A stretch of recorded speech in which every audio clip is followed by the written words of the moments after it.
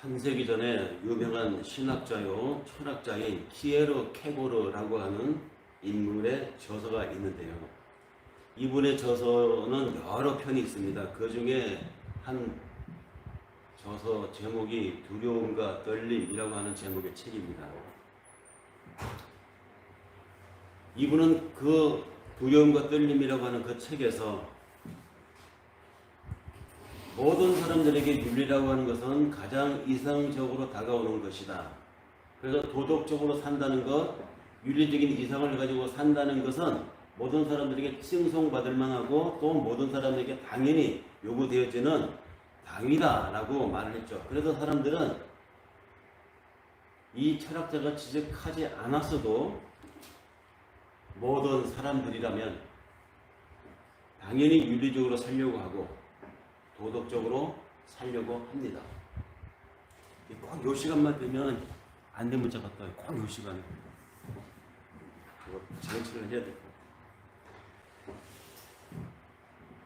키에르 케고르도 그의 책에서 두려움과 떨림에서 사람들에 대해서 같은 맥락의 이야기를 합니다. 사람들은 이상을 지향하려고 한다.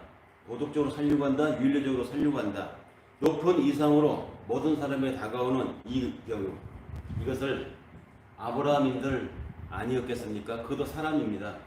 높은 이상과 윤리적으로 사는 것, 그래서 그렇게 삶으로써 사람들에게 존경받고 괜찮은 사람으로 보이고 싶기는 그도 마찬가지였겠지요. 그런데 아브라함의 경우는 이 그의 발목을 잡을 만한 이 모든 사람들이 다 갖는 이 달콤한 유혹을 그는 뿌리쳤습니다. 그 하나가 그의 인생에서 그에게 찾아온 너 사는 곳을 떠나라고 하는 하나님의 명령이었죠. 그의 재산적 거주지가 되는 곳, 그가 살아왔던 모든 인척과 인맥과 학맥, 오늘날로 말하면 뭐 여러 가지 얽힌 이런 기득권이겠죠. 이런 기득권을 다 두고 떠나라고 하는 하나님의 명령에 그는 어떻게 해야 할까요? 떠났습니다. 사람들의 상식과 사람들의 가치관에 반하는 선택을 한 것이죠.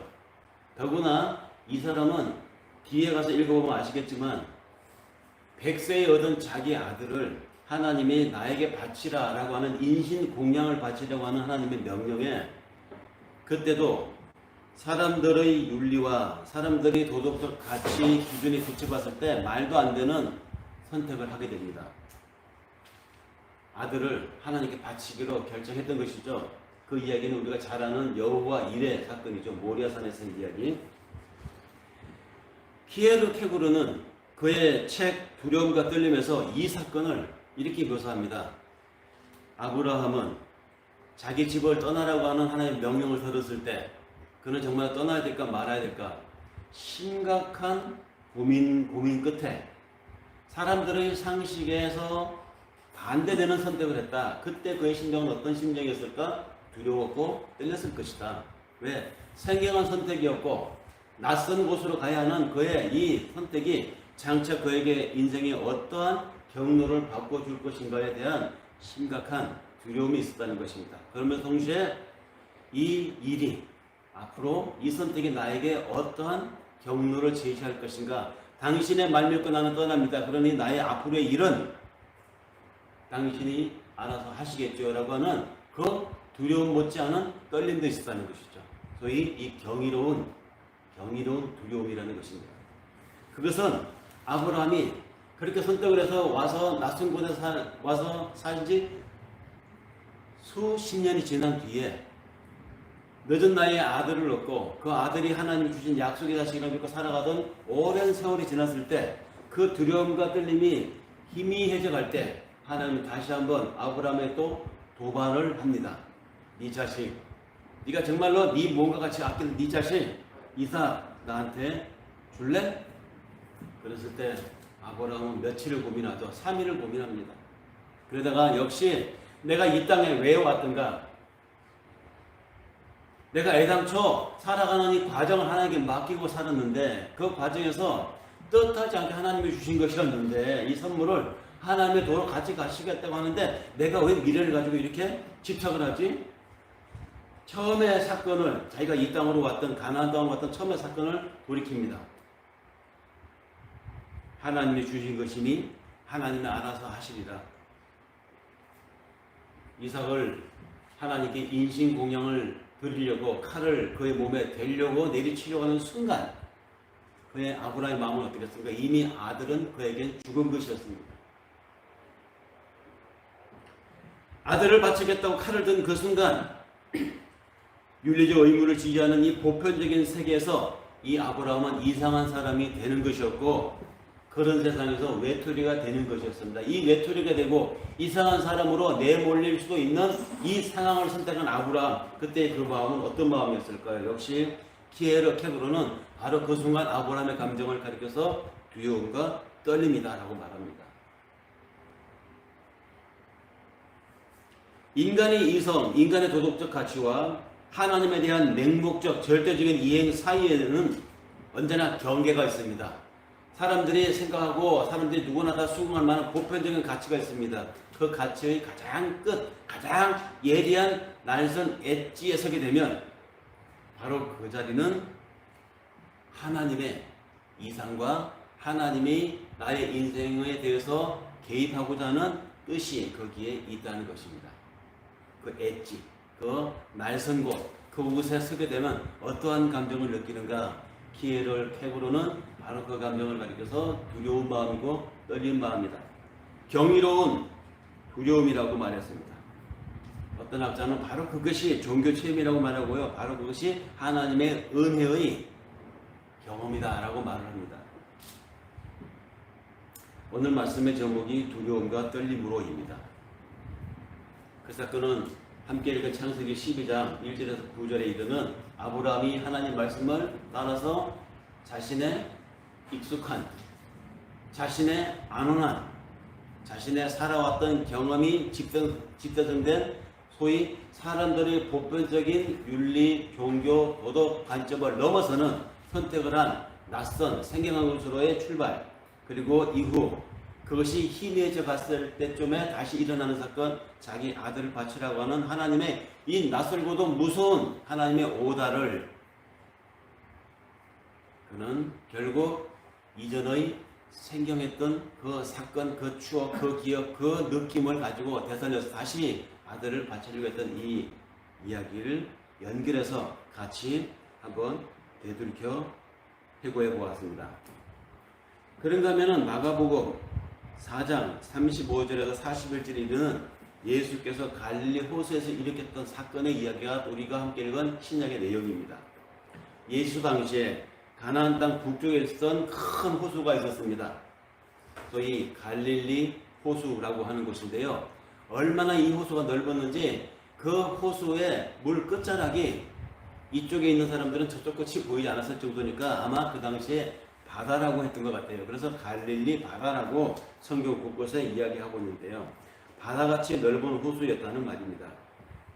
그곳에서 예수는 많은 사람들에게 하늘의 도리에 대해서, 하나님의 역사에 대해서, 그 다음에 하나님의 말씀이 이 땅에 어떻게 구현되어야 진짜 하나님 나라인가에 대해서 율법을 가르치셨죠.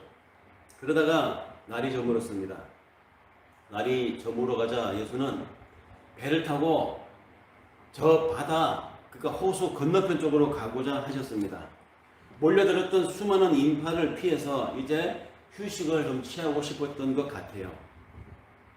예수는 성경 곳곳에 보면 사람들을 자주 찾아다니기도 하셨지만 또 자주 사람들을 피하여 은밀한 곳에서 기도하곤 하셨던 이런 묘사들이 곳곳에 나옵니다. 예수도 사람이기 때문에 충전이 필요했던 것이고 휴식이 필요했던 것입니다.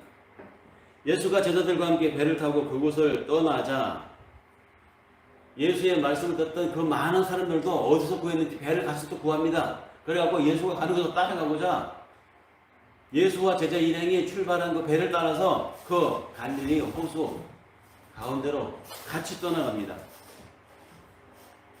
호수 서편을 향해서 예수와 제자들이 탄 배가 떠나고 있는데 그곳에 뒤따른 많은 무리들이 탄 배가 뒤따르고 있는 이 광경, 서편으로 떠나니까 어떻게 됩니까? 노를 등지고 하는 것이겠죠.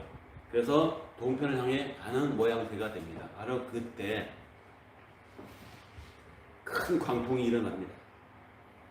큰 광풍이 일어나니까 미친 바람이 그 넓은 물결 위에 일어나니까 어떻게 되겠습니까? 파도가 높아지겠죠. 얼마나 큰 광풍이었는지, 파도가 심했는지 제자들이, 배에 탄 사람들이 놀라게 됩니다. 원래 이 갈릴리 호수라고 하는 이곳이 그런 곳이었습니다. 돌풍이 자주 일어나는 곳이었습니다. 그 돌풍이 이번에는 좀 심했던 것 같아요. 광풍이라고 묘사되어 있는 거 보니까 물이 배에 들어와서 배가 물에 잠길 지경이 되었습니다. 그 순간에 예수는 뭐하고 있었는가? 함께 읽어 마가복음 본문 전후를 읽어보면 예수는 그때 자고 있었습니다. 배 뒷머리에서 쿨쿨 깊은 잠에 들어 있었습니다. 이런 상황에서도, 이렇게 흔들리는 배에서도 예수가 깊은 잠에 들어 있었다는 것은 그만큼 예수께서 피곤하셨다는 이야기입니다. 제자들은 상황이 상황인지라 예수를 급하게 깨우면서 예수에게 말합니다. 선생님, 우리가 지금 이 상황에서 죽게 되었습니다. 어떻게 태평스럽게 잠을 잘 수 있습니까? 어떻게 좀 해주세요. 그런데 이렇게 예수를 깨우는 이 제자들이 누구입니까? 바로 그 갈릴리 호수, 아니 갈릴리 그 바다에서 고기를 잡아먹고 살았던 어부들이었습니다. 예수를 따르겠다고 예수의 제자가 되기 이전까지, 바로 직전까지 거기서 고기를 잡고 거기서 산전수전을 다 겪었던, 거기서 잔뼈가 굵었던 어부들이에요. 예수 대부분의 제자들입니다. 그러니 이들은 이 호수 바다에서 이런 돌풍, 이런 광풍이 자주 일어나는 그런 것을 알고 있었습니다. 그리고 몸소 겪지 않았겠습니까? 배를 빼놓고 고기 잡다가.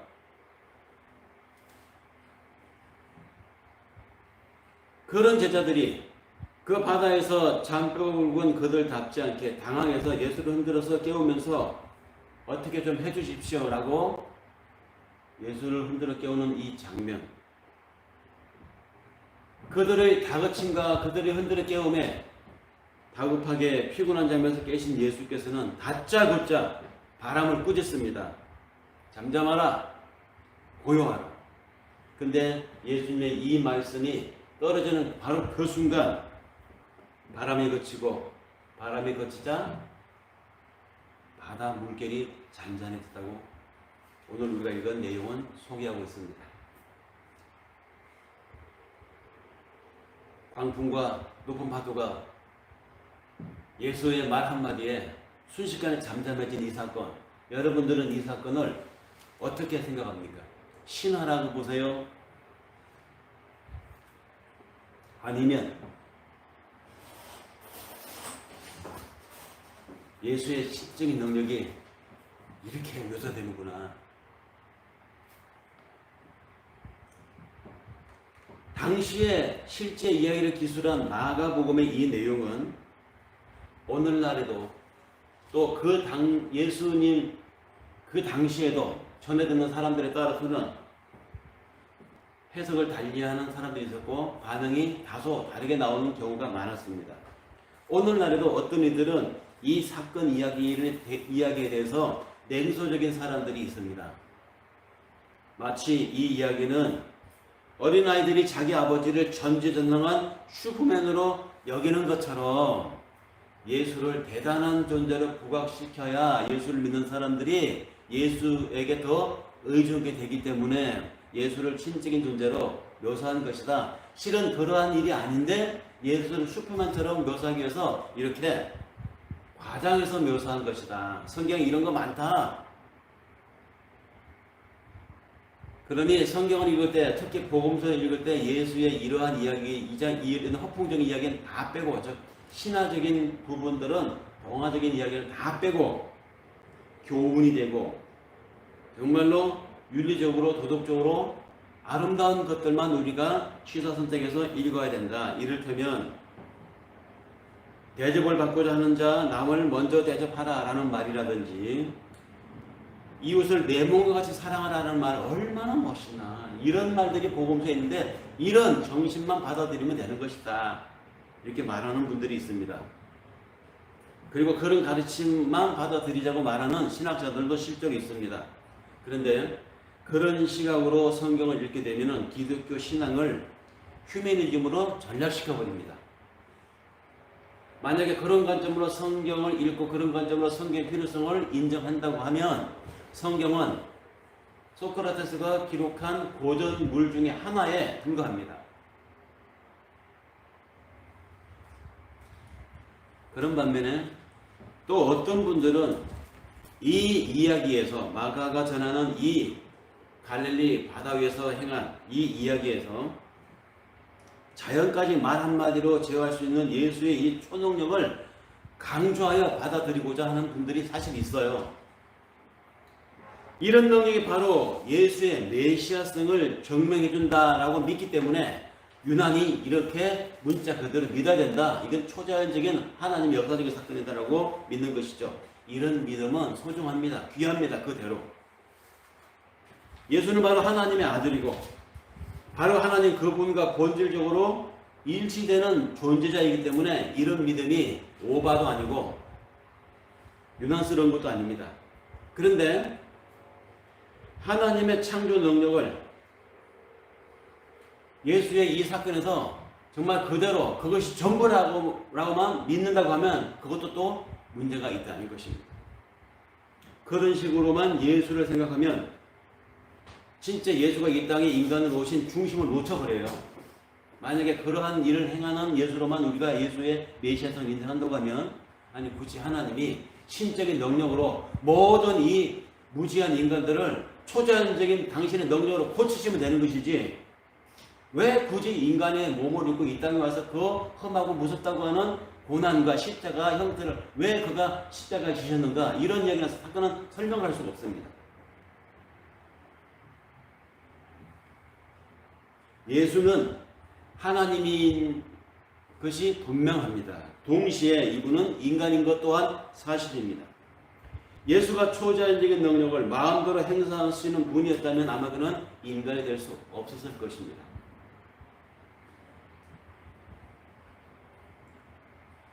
그러니까 오늘 두려움과 떨림의 이 종교적인 체험을 저는 말씀드리고 싶은 것인데 예수님을 우리가 어떻게 받아들여야 이 두려움과 떨림의 종교 체험이 우리에게 가능한가 이것을 말씀드리고 싶은 거예요. 그러니까 그럼에도 불구하고 복음서 기자들은 왜 이 초자연적인 능력처럼 보이는 이런 이야기를 복음서에 기록을 해서 오늘날까지 우리들에게 전하게 하였을까? 네, 여기에서 우리는 초기 기독교의 속사정을 이해할 필요가 있다는 것입니다. 초기 기독교의 속사정, 그것은 뭘까요? 복음서를 비롯해서 신약성경 모든 편지들, 예수에 대한 이야기, 이런 기독교 초기 저서들은 모두가 다 하늘에서 뚝 떨어진 것이 아니라 초기 기독교가 처한 그들의 신앙의 삶의 정황에서 기록되어졌고 그들의 삶의 상황에서 이것이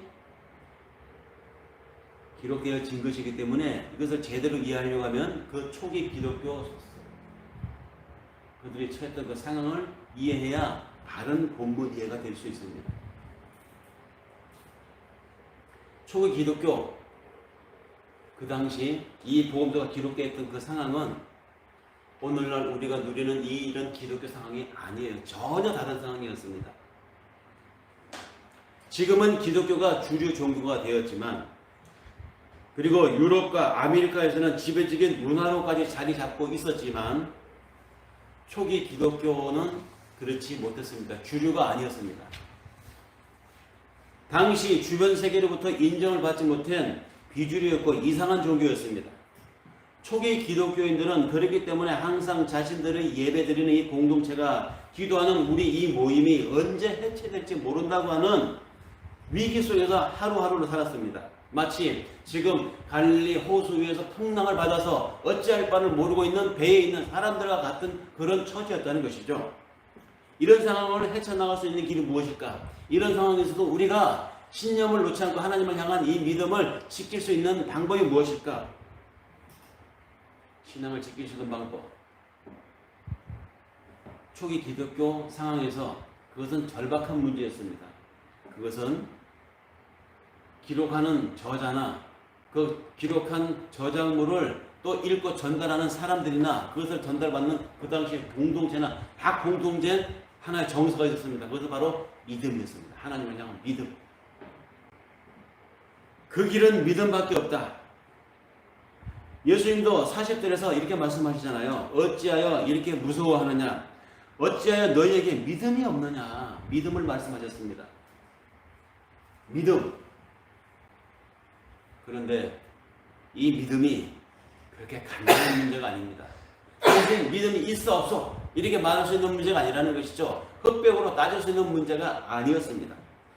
이 믿음이 있느냐 없느냐라는 예수님의 이 질문은 그만큼 믿음을 유지하기가 어려웠다는 말입니다. 그 당시 초대 기독교 사회에서. 초기 기독교 그 당시 사회에서, 그 당시 상황에서는 오히려 믿음이 있다는 게 이상한 일이었습니다. 십자가에 처형당한 사람을 그 예수를 메시아로 믿는다? 이게 이상하지 않습니까? 그 당시 사회는 오히려 더 오늘날보다도 더 신화적인 존재를 믿고 영웅을 따르고 하는 그런 시대였잖아요.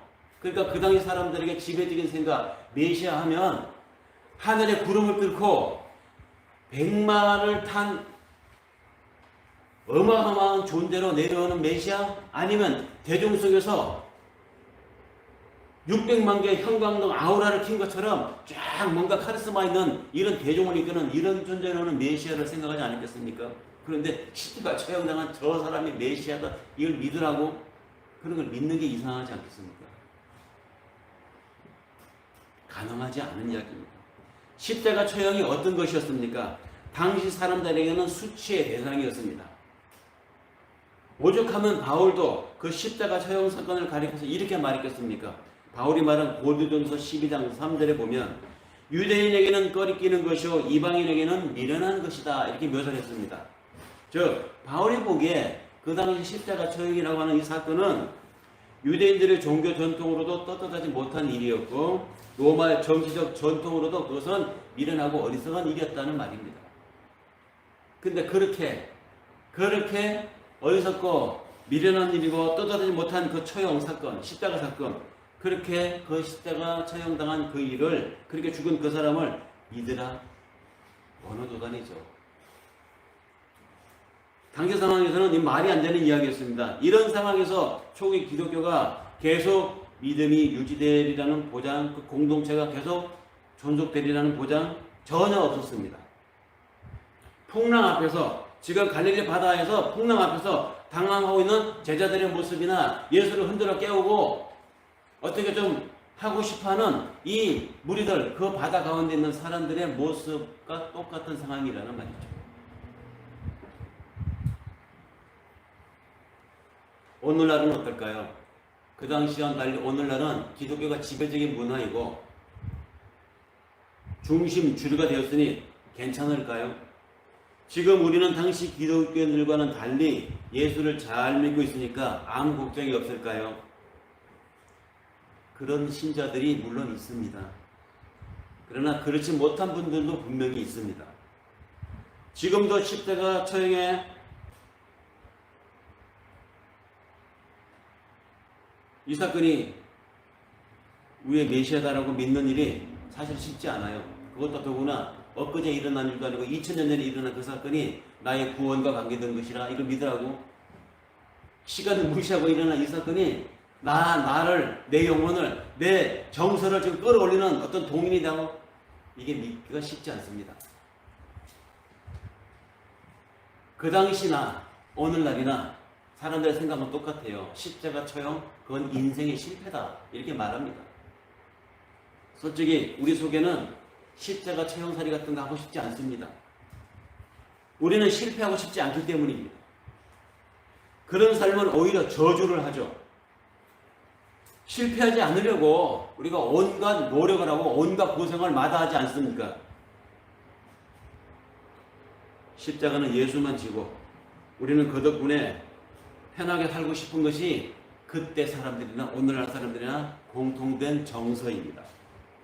그러다 보니까 우리 기독교 안에 십자가 이거 믿고 예수를 메시아로 믿어서 구원도 얻고 싶고 천국도 가고 싶고, 그러나 우리 속에 있는 이 성공주의는 또 포기하고 싶지 않고, 그러다 보니까 이 기독교 안에 성공주의가 믿음의 목표로 슬며시 자리 잡아 왔습니다. 이런 신앙은 결국 성공하지 못했을 때는 어떻게 될까요? 흔들릴 수밖에 없습니다. 설령 성공을 했다 한들 그 성공이 참된 자유와 진짜 평안을 보장해 주는 것도 아닙니다.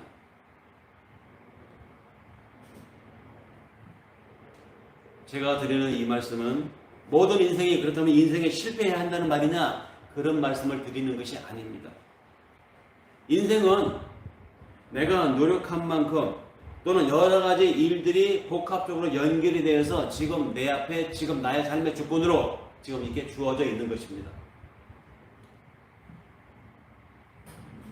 오늘 나의 삶을 현재까지만 딱 끊어서 내어놓고 정의를 한다면 성공한 사람도 있을 것이고 실패했다고 말하는 사람도 있을 것입니다. 그러나 실패든 성공이든 오늘 나의 주어진 이 삶의 이 상황이, 그것이 신앙은 아니라는 말입니다. 예수에게 벌어진 하나님의 구원 사건이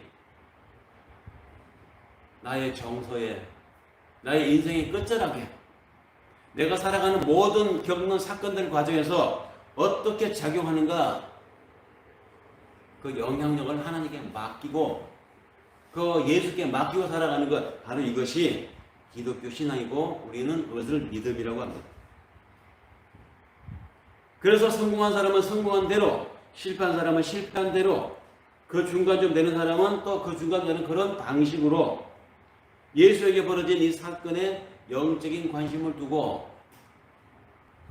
하늘나라를 염두에 두고 살아가는 것, 그것이 믿음의 기초이고 그것이 믿음으로 살아가는 사람들의 삶의 목표라는 말입니다. 거기에서만 우리는 풍랑과 같은 세상에서 일희일비하지 않을 수 있는 것이고, 그렇게 살아야 믿음으로 지킬 수 있는 삶을 우리는 유지할 수 있습니다. 그 믿음으로 때로는 우리 앞에 닥친 풍랑도 우리가 넘어갈 수가 있습니다. 주님께서 한마디 해주십시오. 주님, 내가 지금 위기입니다. 내 삶이 지금 흔들리고 있습니다. 라고 할 때 주님께서 내 마음에, 내 삶의 정황 속에서 고요하라, 잠잠하라 말씀하실 때, 그렇게 노도같이 뛰던 이 현 상황이 내가 제어할 수 있는 능력으로, 해석할 수 있는 능력으로 내 눈앞에 펼쳐진다는 것입니다. 상황이 바뀐 것인지 상황을 바라보는 내 관점이 바뀐 것인지 전자든 후자든 마찬가지 아니겠습니까? 우리에게 이런 믿음을 주신 분이 바로 예수인데, 갈릴리 그 호수 바다에서 요동치는 풍랑 앞에서 그들이 깨웠던 그 예수는 우리에게도 동일하게 말씀하실 수 있는 분입니다. 내 인생에 똑같은 말씀을 하실 수 있는 분입니다. 예수, 그는 누구인가? 당시 41절에 보니까 제자들도 그런 경험을 하고 나서 그 예수에 대해서 이렇게 말합니다. 그들이 심히 두려워하여 서로 말하되 저가 누구이기에 바람과 바다도 순종을 하는가? 경이를 경험한 것이죠. 제자들은 심히 이 순간 두려웠습니다. 단순히 바람과 바다가 잔잔해졌다는 사실 자체에 놀란 것이 아니라 그것을 가능하게 한 이 사람, 이 예수가 도대체 어떤 존재인가에 놀라웠던 것입니다. 초능력이 나타났다는 사실에 대한 호기심이 아니라 예수 자체에 대한 두려움이고 경이였습니다. 이런 두려움과 이런 경이가 우리의 신앙이 입문하고 난 뒤에 있었는가? 어떤 분들은 하나님에 대해서, 예수에 대해서 이렇게 말씀하시는 분들이 있어요. 예수는 우리의 친구, 하나님은 우리의 아버지. 다 다정다감하고 친근한 느낌을 주는 표현들입니다. 그런 수식어가 앞에 묘사된 예수에 대한 이야기, 하나님에 대한 이야기 나쁘지 않습니다. 친근감을 느끼게 합니다. 사랑의 아버지 하나님, 따뜻한 친구, 요즘식으로 말하면 인생의 멘토 같이 느껴지게 하는 표현들입니다. 그렇게 느끼는 것이 나쁘지 않죠. 그러나 그것은 예수에 대해서 한 부분은 아는 것입니다. 그런 느낌은 하나님에 대한 많은 것 중에 한 부분일 뿐입니다. 정말로 그것이 예수의 전부고 그렇게 느끼는 하나님의 전부라고 한다면 그것은 그 예수는 그 하나님은 멘토에 그칠 뿐입니다. 아버지나 친구나 멘토가 구원자가 될 수는 없잖아요. 그런 존재들은 그저 인생의 상담자에 그칠 뿐입니다. 그러면 예수, 이분이 누구신가? 제자들도 말했던 도대체 저분이 누구이기에 바다와 바람까지도 잔잔해진가? 이 예수가 누구인가? 제자들은 두려워하면서 그가 누구인가 하고 질문을 했을 때 그 질문하는 이 제자들의 심정, 그 바다 한가운데 있었던 수많은 사람들의 그 심정은 똑같을 것입니다. 그것은 인생 상담자로 느껴왔던 그 수준을 훨씬 넘어서는 질적으로 다른 분임을 경험한 그런 두려움이었습니다. 거룩한 두려움. 이런 경험이 우리에게 없었다고 하면 교회를 아무리 오래 다녔어도 아직은 우리가 신자라고 할 수가 없는 것이죠. 예수가 바람을 꾸짖고 바다더러 잠잠하라 고요하라 라고 말하자 바람이 그치고 파도가 잔잔해졌습니다. 그것을 보고 사람들이 저마다 수군거리면서 도대체 저분이 누구인가 말했습니다. 그들은 예수를 통해서 예수의 이 사건을 통해서 전혀 다른 존재를 경험했던 것입니다. 이것을 경험한 순간 그들 앞에 놓여진 갈릴리 그 호수 바다는 새롭게 보였습니다. 그들이 타고 있었던 그 배는 저는 이전에 그들이 타고 있었던 배와 다른 배로 느껴지게 되었습니다. 더 나아가 그들이 무태 육지에 배가 닿았을 때 이제부터 만나는 사람들, 이제부터 그들이 경험하는 세상 사건들 다 다르게 조명되고 다르게 해석되게 되었습니다. 소위 새로운 세상을 경험한 것이죠. 예수를 통해서 세상을 전혀 새로운 시각으로 보게 되는 이 사건, 그것은 마치 오래전에 아브라함에게 임하였던 하나님의 사건, 갈대아 우르를 떠나라. 그래서 떠나서 새로운 곳에 살았던 아브라함 그 낯선 생경함, 두렵고 떨림, 그것이 매너리즘에 빠져서 다시 이전에 은혜를 잊어버리고 이전에 자신을 이 땅으로 불렀던 하나님의 두렵고 떨림에 대한 그 정서, 그 공감, 그 마음을 잊어갈 만했을 때 다시 하나님의 아브라함이 나타나서 이전에 아브라함이 아니고 이제는 아브라함이 된 그에게 나타나서 네 아들 이삭을 나에게 바치라 라고 했을 때 고민 끝에 하나님 앞에 그 이삭을 아끼는 자식을 독자를 내어놓으려고 했을 때의 그 아브라함이 느꼈던 두려움과 떨림, 갈릴리 호수 바다에서 예수의 잔잔하라 고요하라라고 하는 이 사건에서 경험했던 이 제자들 함께 옆에 배에 있었던 수많은 사람들이 느꼈던 그 두려움과 떨림, 이것이 오늘 우리에게 있는가?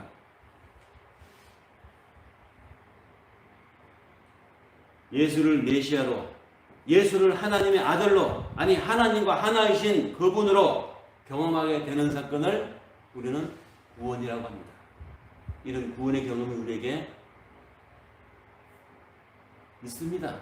이미 있었기 때문에 예배를 소중해서 여기 이렇게 이런 모양 저런 모양으로 지금 이러고 있는 것입니다. 예배 앞에.